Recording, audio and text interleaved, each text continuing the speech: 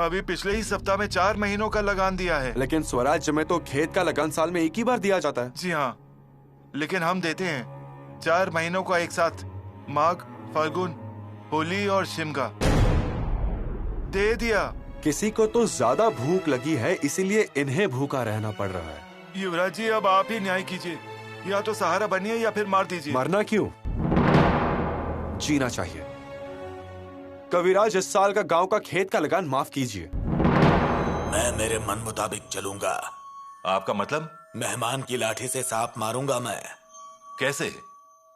मतलब सांप हम मारेंगे, लेकिन लाठी मेहमान की लेंगे।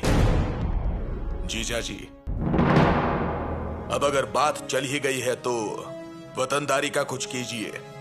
बहुत से इंतजार कर रहे हैं। लेकिन ये स्वराज है, सभी के लिए नियम समान है। यहाँ कोई मनसबदार नहीं है, वतनदार नहीं है।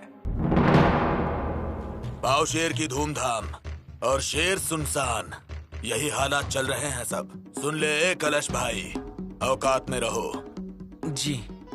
आज बाल राजा की यादें हमें बहुत सता रही है। ये सुख, क्या उन्हें भी हमारी याद आती होगी?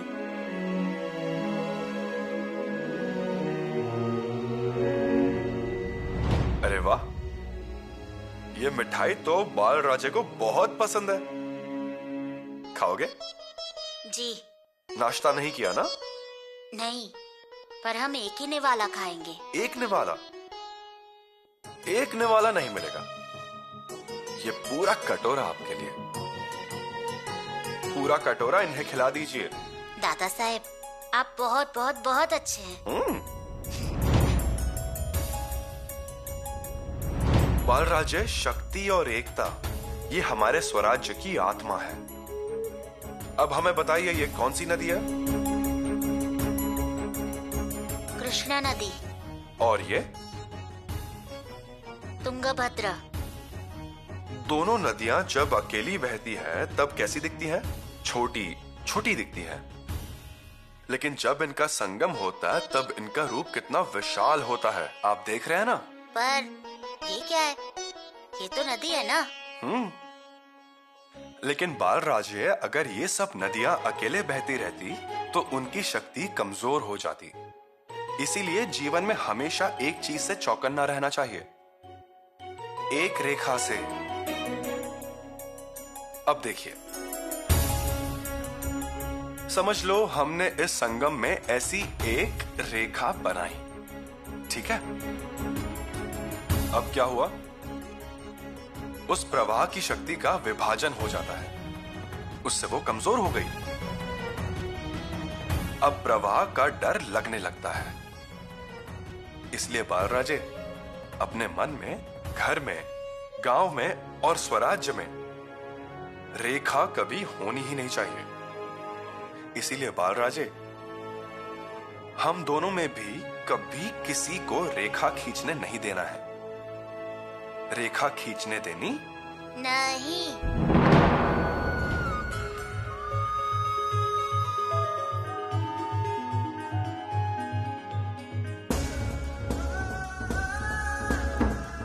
आप तालीम छोड़कर आए हैं ना? हमारे पहनावे से पहचाना ना? एक बात हमेशा ध्यान में रखिए, ऐसे तलवार छोड़कर कभी भी आना नहीं। हमारे बाल राजे योद्धा बनेंगे, है ना? नहीं। नहीं? हम दादा साहब के लाडले बनेंगे। वो तो आप अभी भी हैं ना? तो आपके रहते तलवार सीखने की क्या जरूरत है? बाल राजे, अगर आप पर किसी ने हमला किया तो? ये तो शक्य ही नहीं है। और अगर किसी ने वार किया तो कयूम खान जैसा होगा। ये सबको पता है। वो तो है ही, लेकिन फिर भी आपको तलवार सीखनी ही पड़ेगी। पिताश्री कितने खुश होंगे आपको तलवार चलाते देखकर। वो आपकी प्रशंसा करेंगे और आप हमारी मदद करेंगे। तलवार चलाना सीखोगे ना? जी हाँ। बालराजे, भोजन लग गया है, खा लीजिए। चलिए। जी। आप रो रहे हैं? क्या हुआ? बताइए हमें। कुछ भी नहीं। कुछ नहीं कैसे? क्यों रो रहे हैं? हाँ? हमें मुझे दादा साहब की बहुत याद आती है माताश्री। उन्हें यहाँ बुलाइए ना माताश्री। बुला लेंगे। अभी चलिए और खाना खा लीजिए। चलिए।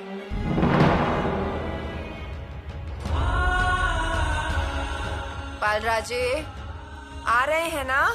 अभी आए। एक भविष्यवाणी करूं क्या? भविष्यवाणी? किसके बारे में? युवराज के बारे में। युवराज के बारे में? वो तो निसंकोच कीजिए। वो अब जल्दी किले पर नहीं आएंगे। क्या? हमने व्यूह की रचना ही वैसी की है। परंतु पंत किस लिए? उनके किले पर हम क्यों गड़बड़ करें? गड़बड़ तो उन्होंने शुरू की थी। हमारा न्यायदान गलत ठहराया था। छोटे थे तब वो। आप उम्र में बड़े हैं, जमीन का हिस्सा जरूर होगा, लेकिन हिस्से के ऊपर से फिर झगड़े होंगे। घर के अंदर कलेश होगा, एक दूसरे से झगड़ा होगा। बच्चों के मन में भी द्वेष भाव रहेगा। इसलिए दोनों भाइयों में एक समान हिस्सा होना चाहिए। मतलब जमीन भी आबाद रहेगी और सबके बीच रिश्ते भी बने रहेंगे। हमें याद है, आपका फैसला उन्होंने बदल दिया था। एक बार हमारे लिए आया हुआ नजराना पकड़ा, चोर साबित किया हमें।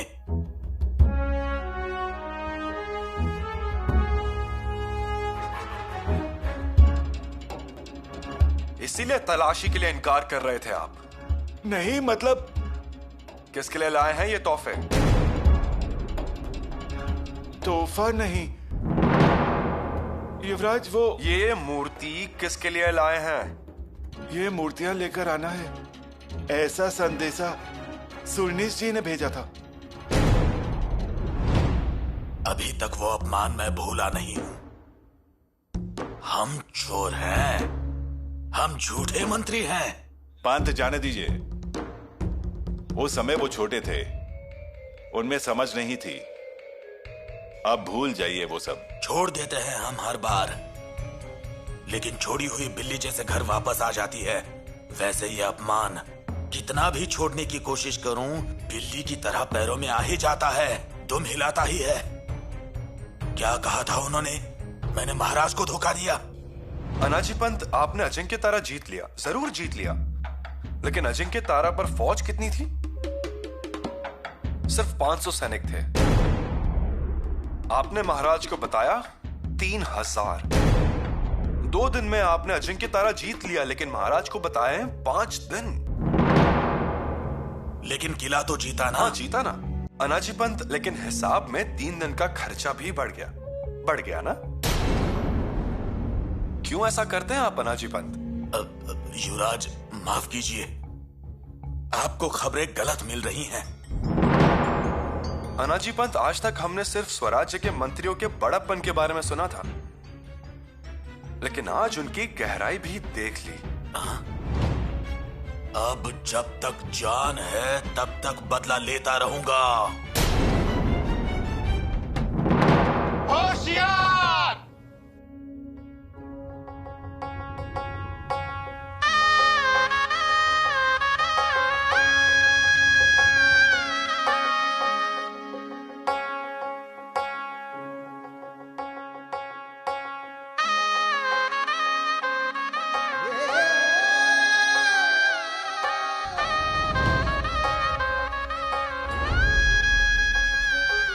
अब आंखें खोलिए।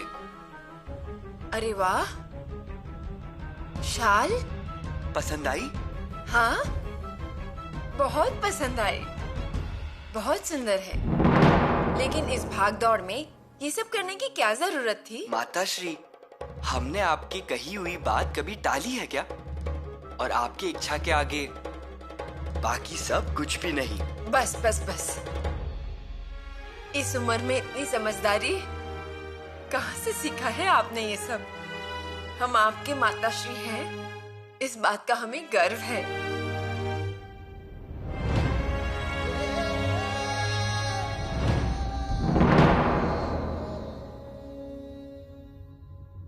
नारियल की बर्फी हमें बहुत पसंद है, लेकिन आपको हमारी पसंद कैसे याद रही? हमें नहीं माताश्री, युवराज को। जब हम उनके सामने ये लेकर गए तो वो बहुत खुश हो गए। उन्होंने कहा माताश्री को देकर आइए, उन्हें ये बर्फी बहुत पसंद है। उन्होंने एक भी बर्फी नहीं चखी माताश्री, और हमें सीधा आपके पास भेज दिया।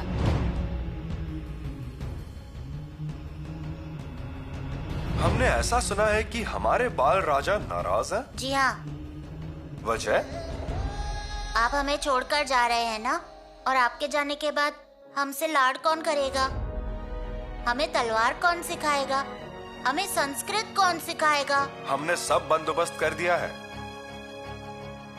माताश्री। बाल राजे के लिए हमने बहुत ही उम्दा दर्जे के संस्कृत के पंडित को बुलाया है। इसके अलावा शास्त्र का ज्ञान देने वाले भी किले पर हाजिर हैं, और वो सब इतने माहिर हैं कि हम लौट कर आने तक आप हमारे साथ तलवार खेलने के लिए तैयार हो जाएंगे।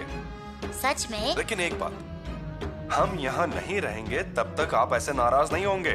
माताश्री को तंग नहीं करना है। नहीं करेंगे। उनकी बात मानोगे? हाँ, मानेंगे। तो फिर वचन दीजिए। वचन।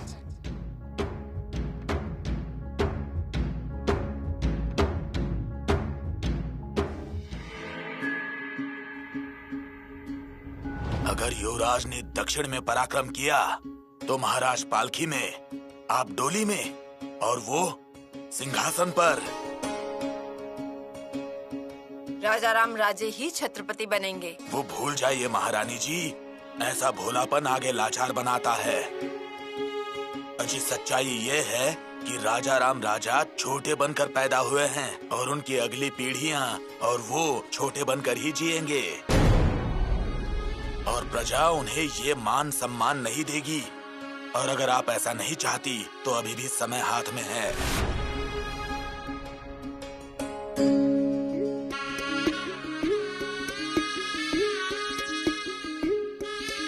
बालराजे, जल्दी से बड़े हो जाइए, जनता के चहेते युवराज बनिए।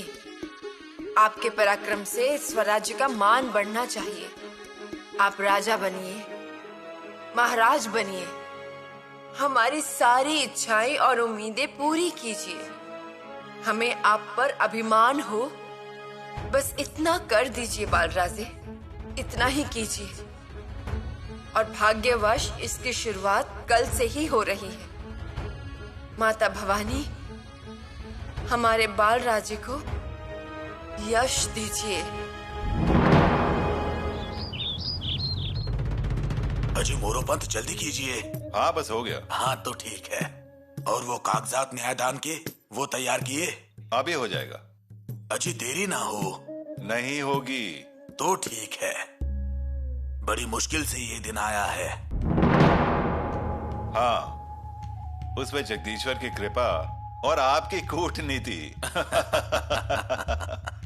मेरी कूटनीति, लेकिन आपका साथ अहम था। अनाजी पंथ, हमारा क्या है? गणेश जी के साथ मूषक को भी पूजा जाता है। अजय ऐसा मत कहिए। आज बाल राजा न्यायदान करेंगे, कितनी बड़ी बात है। हाँ, फिर कब वो कचहरी में आएंगे ऐसा लग रहा है मुझे। उठिए, चलिए चलिए चलिए।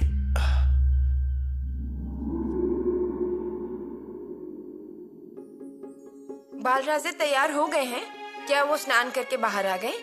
जी, उन्होंने नहा लिया है। नहा लिया ना, तो उनका सर पोंछ दो, नहीं तो दिन भर छींकते रहेंगे। और हाँ, उन्हें नया पोशाक ही देना। हाँ जी हाँ। अरे ये धूप एक कोने में रख दो और जल्दी जल्दी जाओ। जाओ, कहीं बाहर जाने वाले हैं? वो बाहर नहीं जा रहे हैं, लेकिन आज का दिन उनके लिए बहुत महत्वपूर्ण है। जितना तुम्हें कहा वो करो ना। जल्दी जाओ। मानाजी दादा। क्या बात है? मानाजी दादा, हमें पता चला कि किले पर न्यायदान होगा। हाँ। लेकिन समझ में नहीं आया, किले पर तो युवराज नहीं, युवरागी नहीं और महाराज भी नहीं है, फिर भी न्यायदान। महारानी साहब का आदेश आया है, आज सबको खाने में मिठाई परोसनी है। अच्छा, तू भी चल ना, हमारी मदद कर। ठीक है, महारानी ने हुक्म दिया है, मतलब कुछ तो जरूर होगा। चल चल।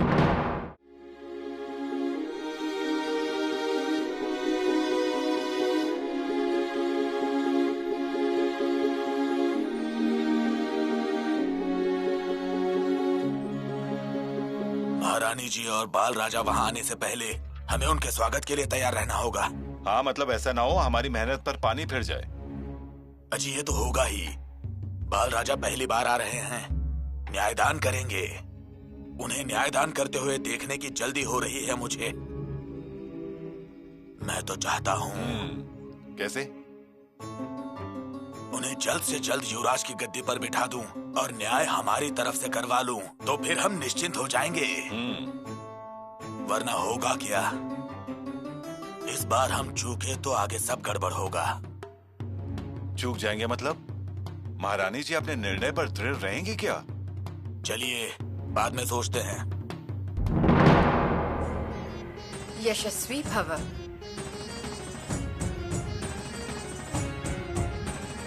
अरे वाह, नई पगड़ी, नई पोशाक, बाल राजे बहुत मजे में हैं। है ना?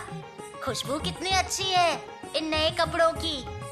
हाँ फिर अब नए कपड़े मत दिखाइए, अपना कर्तव्य निभाइए। कौन से कर्तव्य निभाएंगे आप? बताइए। हम नहीं, आप ही बताइए। बाल राजे, ठीक है, मत बताइए। माताश्री, आप ही बताइए, कौन से कर्तव्य निभाने वाले हैं हमारे बाल राजे? रानो बाई, आपके बाल राजे आज से फैसला करने वाले हैं। फैसले? कैसे फैसले? रायगढ़ के फैसले, और उसके लिए इन्हें आप सबका आशीर्वाद चाहिए। बाल राजा फैसला लेंगे? कारण?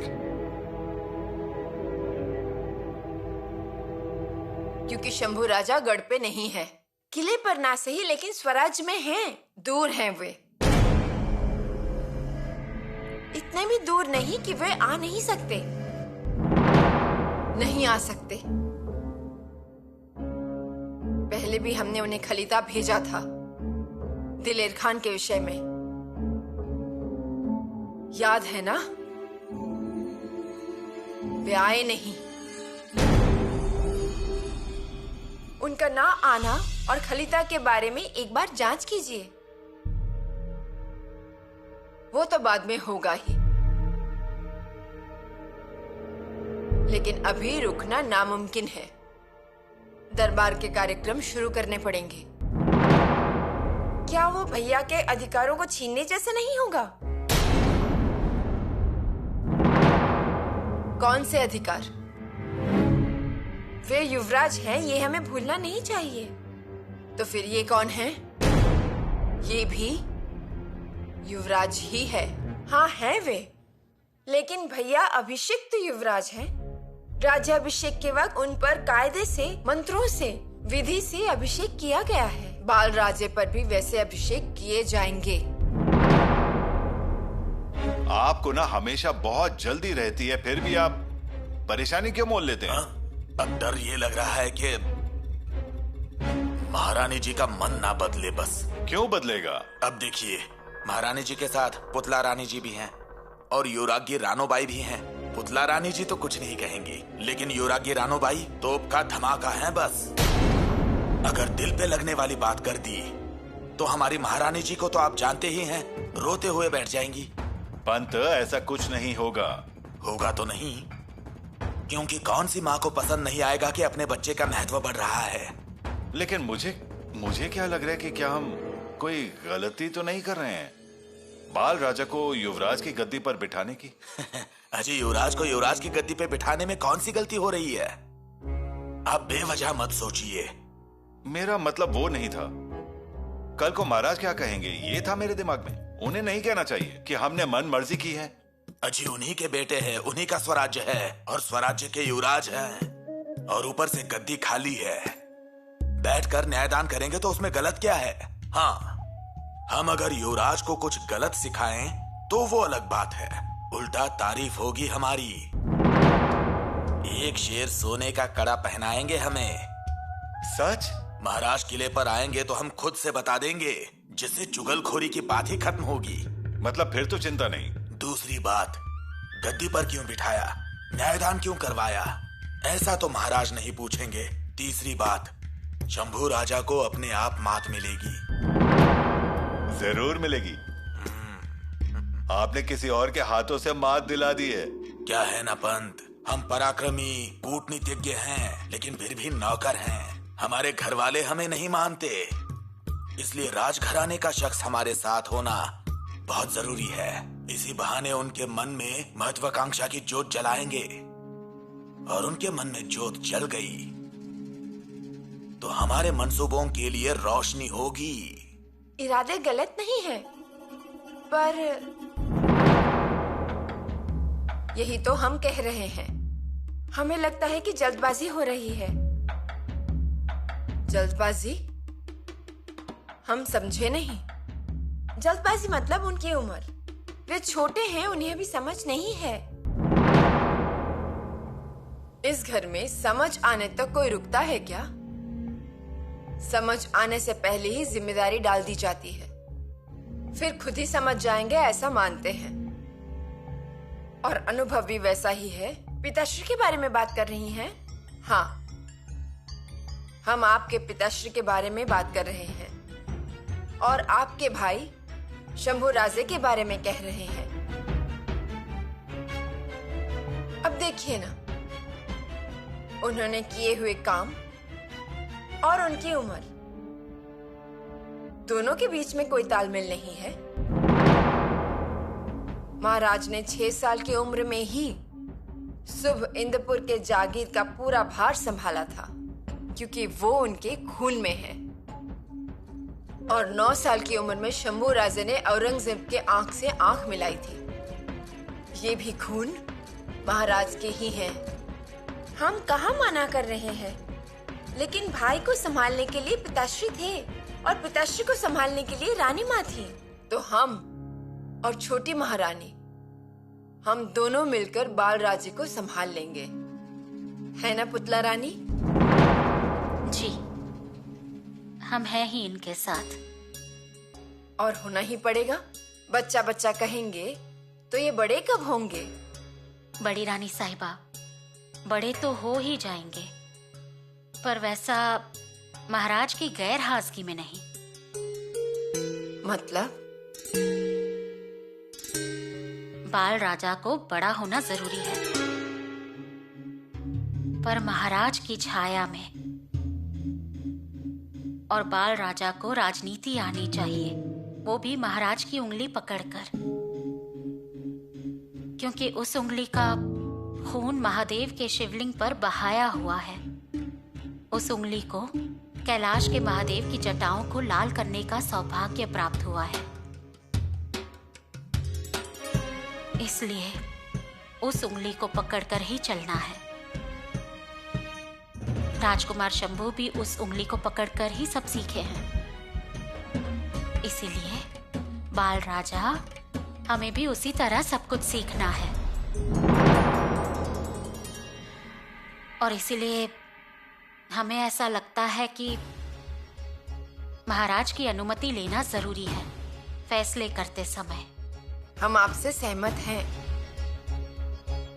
लेकिन महाराज की अनुमति अगर चाहें भी तो कैसे लें? क्या ये मुमकिन है? खलीता भेजने और आने में ही 1 महीना लग जाएगा, और वहां लड़ाई का शोरगुल अलग। और इन सब में महाराज को ऐसे छोटी छोटी बातों के लिए परेशान करना ठीक होगा? माफ कीजिए माताश्री, पर आप थोड़ा रुक जाइए। हम रुक सकते हैं, लेकिन प्रजा रुकेगी क्या? फैसले में देर हो जाएगी। अगर फैसले देरी से होंगे तो स्वराज्य पर आंच आएगी। क्या वो ठीक होगा? माताश्री, बाल राजे को गलत तरीके से जनता के सामने मत लाइए। रानोबाई, तरीका गलत नहीं है, हमें तो ऐसा ही लग रहा है। मतलब कुल मुख्तियार युवरागी और भैया इस वक्त यहाँ नहीं है। उनके गैर हाजिरी में दरबार चलाना ठीक नहीं। बालराजे को यह शोभा नहीं देता क्या? माताश्री, प्रश्न शोभा देने का नहीं है, प्रश्न स्वराज के अनुशासन का है। हमने इस बारे में सोचा है। स्वराज्य के अनुशासन के अनुसार ही फैसला सुनाया जाएगा। बस आपके आशीर्वाद की जरूरत है बालराजे को।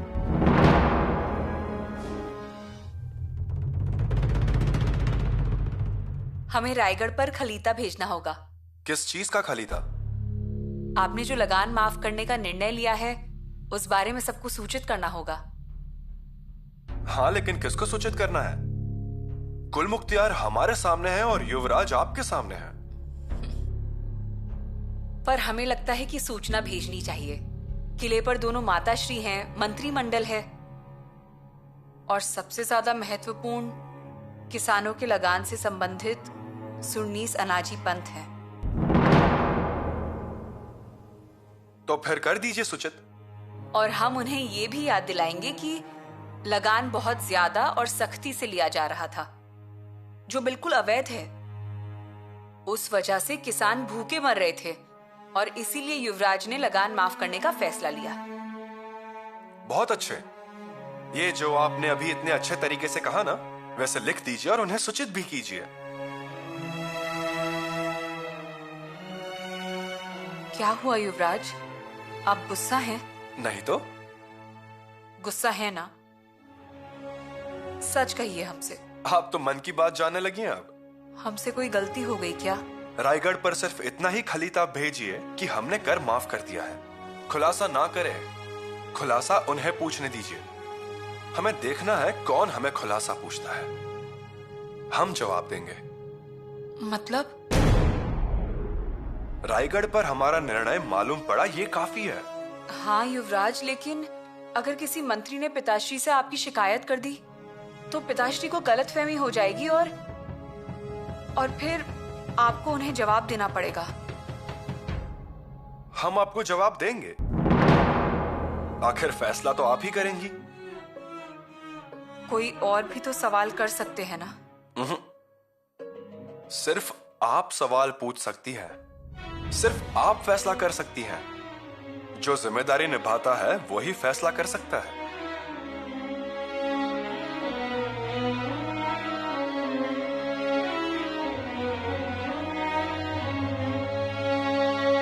पुतला रानी जी, बालराजे को आशीर्वाद दीजिए। आशीर्वाद लीजिए। यशस्वी भव। ठीक है माताश्री, अब हम चलते हैं।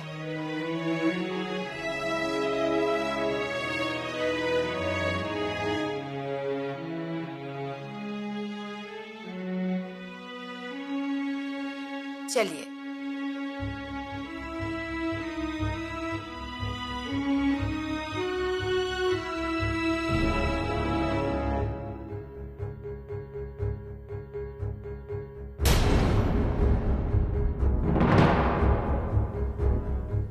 सुनिए राणू। माताश्री, हम इससे सहमत नहीं है। और वैसे भी जो बड़ी महारानी कह रही है वो सही है। फैसलों को देर हो गई है। मतलब आप इससे सहमत हैं? सहमत होने वाले हो गए। अब हम क्या बोलें? लेकिन हम बोलेंगे। भैया के गैर हाजिरी में बाल राजा का फैसला लेना ये अन्याय ही होगा भैया के साथ। आपको नहीं लगता ऐसा? आप दुखी मत होइए। और अगर 2-4 फैसले हो गए तो राजकुमार शंभू का अस्तित्व खत्म नहीं हो जाएगा ना? लेकिन ऐसा नहीं लगता? भाई के साथ हमेशा दुर्भाव किया गया है। रायगढ़ छोड़ के श्रृंगारपुर जाके रहना पड़ा और अब जैसे ही उनकी गद्दी रिक्त दिखने लगी, बालराजे को गद्दी पर बिठाने की तैयारी करने लगी माताश्री। इसीलिए तो हमने उनसे रुकने के लिए कहा ना। महाराज को आने दीजिए। भैया को अगर ये पता चल गया तो उन्हें कैसा लगेगा? बस राणू, अब शांत हो जाइए। अब हम शांत नहीं बैठ सकते। हम पिताश्री को खलीता भेजेंगे, रायगढ़ पर होने वाले राजनीति की कल्पना देंगे। आप शांत रहिए। पहले ही सब कुछ गलत हो रहा है, उसे ठीक करने की कोशिश करनी है। जरूर करेंगे, लेकिन ऐसे चुप बैठकर नहीं। छत्रपति की बेटी हैं हम। अन्याय के खिलाफ कैसे लड़ा जाता है पता है हमें। माताश्री की महत्वाकांक्षाओं की हवा जो अब उड़ने लगी है, वो हम कभी कामयाब नहीं होने देंगे। ये तो बिल्कुल तय है। होशियार, सावधान! स्वराज्य की महारानी सोयरा रानी जी, उनके साथ युवराज राजाराम राजा पधार रहे हैं। होशियार, बाग अब निगाह रखो। आइए युवराज। दादा साहब। अजी युवराज, आप आइए, आसन पर बैठिए और न्यायदान शुरू कीजिए। आगे बढ़िए। आइए आइए युवराज। अरे युवराज, युवराज रुकिए रुकिए। रुकिए, क्यों गए ये? पता नहीं, लेकिन ऐसे अचानक क्यों गए? लोगों की भीड़ देख के शर्मा गए और भाग गए। हमें लगता है शायद वैसा ही हुआ। नहीं नहीं, वैसे तो वो डरने वाले नहीं हैं। लेकिन डर गए। लेकिन गए कहाँ? कितनी मेहनत से पूरी योजना बनाई थी, अब सब पे पानी फिर जाएगा। देखो जरा और उन्हें साथ लेकर आना। ऐसे बिना कहकर निकल गए, ये अच्छा नहीं लगा।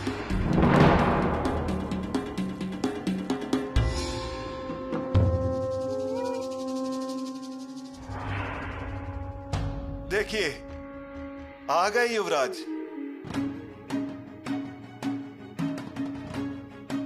युवराज, तलवार लेकर आसन पर बैठेंगे? नहीं, दादा साहेब की इस पूजनीय तलवार के समक्ष हम फैसला करेंगे। वाह, कितना उच्च विचार है।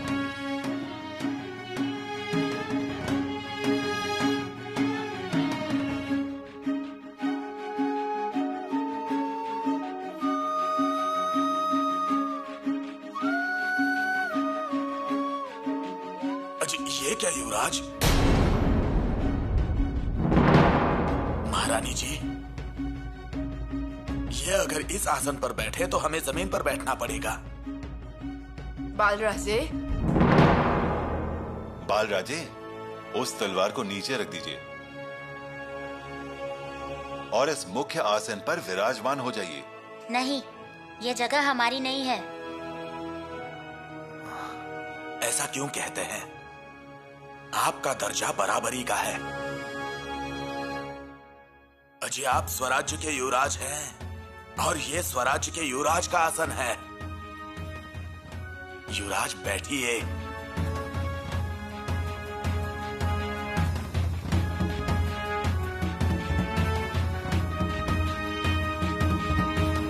युवराज, आपकी आज्ञा हो तो न्यायदान के काम की शुरुआत की जाए।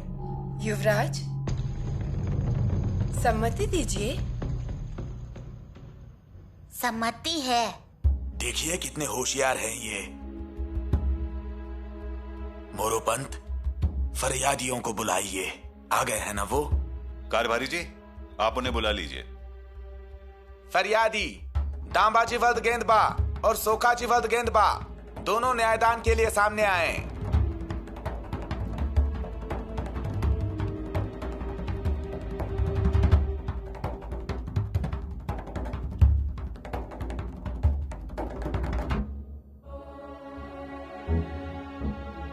फरियादी कौन है पूछिए। किसकी शिकायत है? मेरी सरकार। युवराज बोलिए उन्हें, आगे बोलिए। मेरी युवराज। मैं छोटा और ये मेरा बड़ा भाई है। हम दोनों की 10 बीघा खेत की जमीन है, लेकिन ये मुझे बंटवारा करने ही नहीं देता। बंटवारे के समय सब अगला पिछला निकालता है।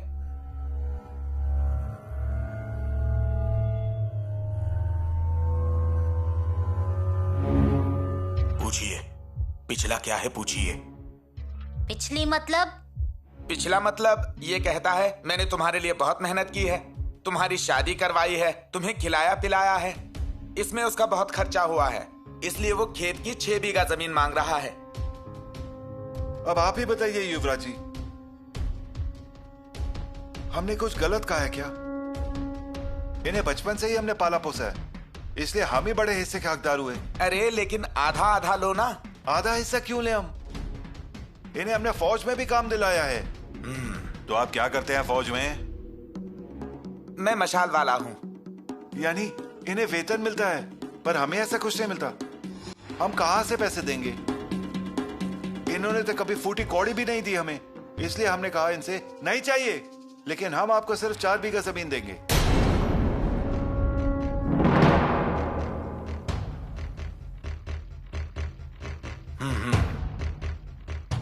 घर में कौन कौन है ऐसा युवराज पूछ रहे हैं। हम दोनों, हमारे बीवी बच्चे और माँ, लेकिन चूल्हे अलग अलग हैं। माताश्री,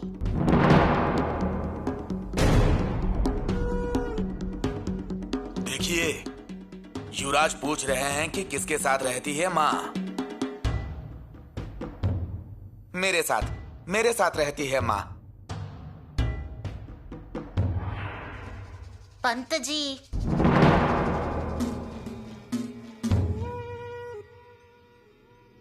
क्या? हम बहुत थक गए हैं। देखिए, हो ही गया। आप अपने भैया को खुश करना चाहते हैं ना, तो फिर अब अगर आपके भैया होते तो वो क्या कहते? जिसके पास माँ उसे ज्यादा जमीन। तो फिर दे दीजिए उन्हें बड़ा हिस्सा।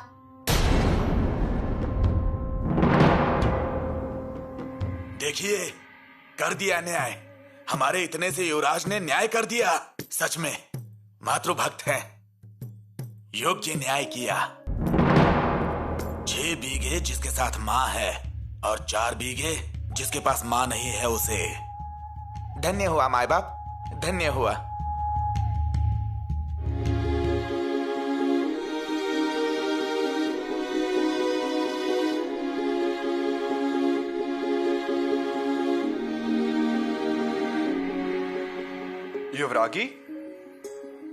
युवरागी निकले हम। आज आप बड़ी जल्दी तैयार हो गए। हाँ, हम जल्दी तैयार हुए क्या? बिल्कुल। हाँ, लेकिन हमें अब तक ये अनुभव हो गया है कि ऐसे समय में आप हमेशा जल्दी तैयार हो जाते हैं। मतलब ये कि हमारे युवराज प्रजा से मिलने के लिए हमेशा उत्साहित रहते हैं। ऐसी बात है? हम उत्साहित हो जाते हैं। बिल्कुल। कब आप अपनी प्रजा से मिलेंगे, कब आप उनसे बातें करेंगे, कब उनके साथ घुल मिल जाएंगे, बस यही सोचते रहते हैं आप। हाँ, बिल्कुल ऐसा ही लगता है हमें ऐसा लगता है कि प्रजा का दुख मतलब हमारा दुख। पिताश्री हमेशा यही कहते हैं कि अगर आपको भवानी माता की पूजा करनी है तो आप माता बहनों का दर्द समझिए। महादेव को अभिषेक करना चाहते हैं तो गरीब लोगों के आंसू पोंछिए। सच कहा आपने। पिताश्री के विचारों को सही मायने में आपने ही सच किया है। हाँ, हमें प्रजा के प्रति स्नेह की भावना पिताश्री की वजह से मिली, और यही स्नेह की भावना हमें बाल राजे को भी सिखानी है। प्रजा की खुशियां यही स्वराज्य की संपत्ति है, ये सोच हमें उन्हें सिखानी है। लेकिन युवरागी, यही सही उम्र है बाल राजे को अच्छे संस्कार देने की। युवराज, हम जब भी रायगढ़ वापस जाएंगे ये सब उन्हें सिखा देंगे।